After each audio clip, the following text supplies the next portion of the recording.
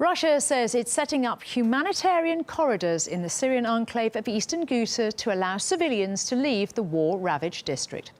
Eastern Ghouta is located just outside the capital, Damascus, and has been occupied by various rebel and terror groups for years. Violence has recently escalated there, with both sides exchanging fire and accusing each other of targeting civilians.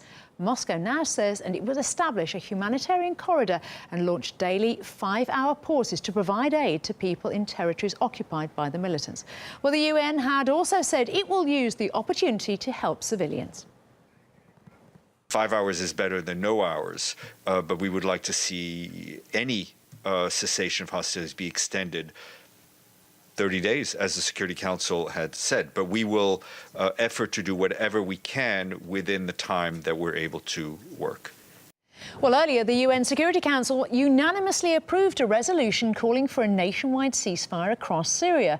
This was done to enable humanitarian access and to evacuate injured civilians.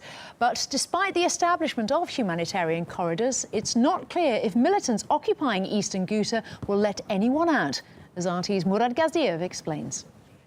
Resolution 2401, which called for a pan-Syrian ceasefire without delay, so far is a dud. Everyone is interpreting it in ways that suit them. Radical Islamists, terrorists ignore it. Jaish al-Islam, the army of Islam, has not stopped shelling Damascus. Dozens of casualties over the last few days alone. The Syrian army says it has the right to defend itself against extremists until the shelling ends, citing a clause that excludes terrorists from this resolution. But even then, if you talk to Syrians, there's not all that much enthusiasm for this ceasefire. This truce is similar to the others, and we will see it being violated. This is the same old story, and we are the ones who end up being harmed. Don't you see the children, old people, women and students? Who should we feel sorry for? For these rebels? We are tired of shelling. Every day about 30 to 40 shells fall here. I am against the truce because it only benefits the rebels. I hope that it will be over soon and that no gunmen remain there.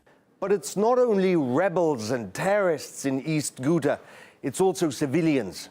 Russia has announced the establishment of humanitarian corridors by which people can leave East Ghouta. It says the Syrian army will abide by a limited unilateral ceasefire to allow civilians to leave if they can.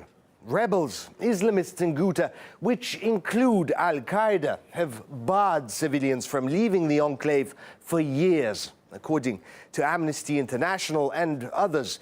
And reportedly, they are still doing so. We're talking here about the same rebels who caged women on roofs as human shields against airstrikes. So, no surprise, it isn't just Damascus and East Ghouta that are burning. It's Afrin in northern Syria, too. Turkey, which says it is exempt from this ceasefire because it is carrying out an operation fighting the YPG, Syrian Kurds, whom it calls terrorists. It says it won't stop its operation.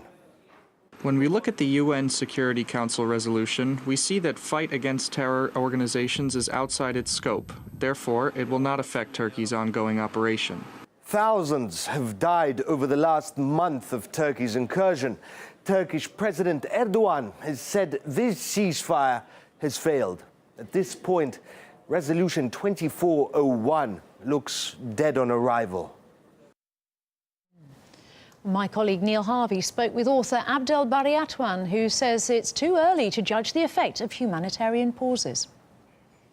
It is very, premature to tell actually what will happen. But I believe this, if the people responded, if the civilians were allowed to leave East Ghouta or to leave the fighting areas, definitely this will reduce the human casualties among those people. Russia's Foreign Minister Sergei Lavrov has claimed that there's a disinformation campaign underway. He says it's targeting the Syrian government. First of all, I just want to hear exactly the words of Lavrov. Fake reports are being planted in the media about chlorine allegedly used in Eastern Ghouta. News outlets are citing an anonymous source from the US. Let me remind you, we've been warning about such fake stories since yesterday, and there will be more such stories. From social media, from the White Helmets, a provocative organization with a history of fake reports, especially when it comes to chemical attacks for which there is no evidence.